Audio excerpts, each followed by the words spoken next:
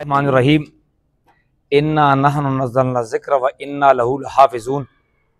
अल्लाह तबारक व तआला ने कुरान मजीद में ये इरशाद फरमाया, ये हमारा ज़िक्र है और हम ही ने इसको उतारा है और हम ही इसकी हिफाजत करेंगे। तो अल्लाह तबारक व तआला अपने कुरान की हिफाजत कैसे करते हैं कि वो इसी तरह मुसलमानों के बच्चों के दिलों को देखते हैं। मुसलमानों के वो बच्चे जिनके दिल अल्लाह ताला को पसंद आ जाएं, उन दिलों की सफाई सुथराई के बाद अपने कुरान मजीद को बज़रिए हिफ़्ज़ उनके दिलों के अंदर महफूज कर लेते हैं। और इस तरह अल्लाह तबारक व तआला का ये वाला चैलेंज, ये वाली बात कि किताब भी हमारी है, ज़िक्र हमारा है और इसकी हिफाजत करने वाले भी हम हैं।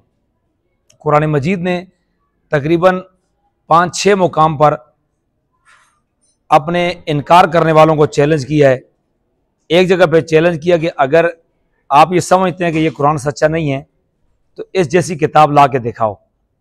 जब वहाँ पर काफिर आजिज़ आ गए तो दूसरे मुकाम पे फरमाया कि भाई इस जैसी 10 सूरतें ला करके दिखाओ। जब काफिर वहाँ पर भी आजिज़ आ गए तो तीसरे मुकाम पे फरमाया कि भाई इस जैसी एक सूरत ला के दिखाओ। तो इसके बावजूद, ये 3 चैलेंजों के बावजूद वो कुरान मजीद के मुकाबले में दूसरी किताब न ला सके। और इसीलिए रब्बे कायनात ने फरमाया कि इन्ना नहनु नज़्ज़लना ज़िक्र व इन्ना लहू लहाफ़िज़ून। यकीन आज हमारे इन बच्चों ने, ख़ास तौर पे हमारे इस बच्चे ने आज अल्लाह तबारक व तआला की इस कलाम पाक को अपने दिल में महफूज किया है। यकीनन ये हमारे ख़ानदान के लिए, हमारे बड़ों के लिए ये बहुत बड़ा एक ज़रिया निजात है। हमारे वालिद मोहतरम की ये कोशिश होती थी कि ख़ानदान के अंदर ये हिफ़्ज़ वाला सिलसिला जो है ये ख़त्म ना हो।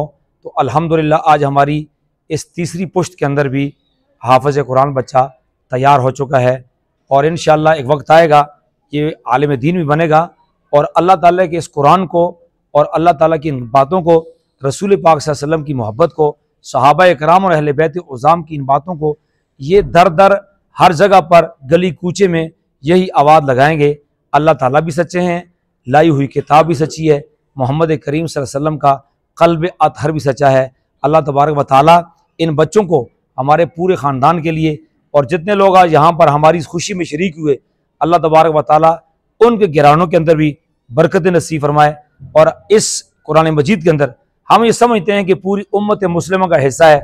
तो इस कुरान की बरकत से अल्लाह तबारक व तआला पूरी दुनिया में उम्मत मुस्लिमा जिस मुश्किलात में है, तमाम मुश्किलात को दूर फरमाए।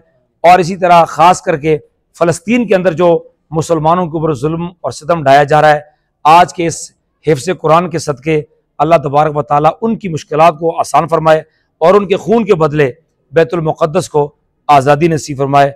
व आख़िरु दावाना अनिल हम्दुलिल्लाहि रब्बिल आलमीन।